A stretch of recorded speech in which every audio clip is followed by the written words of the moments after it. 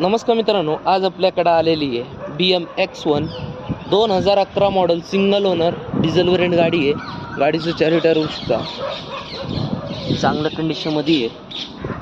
कॉन्स्टंटर पाहू शकता,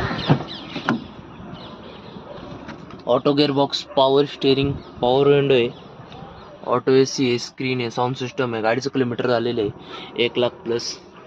पॅनारोमिक सनरूफ आहे, बॅकग्राऊंड पाहू शकता।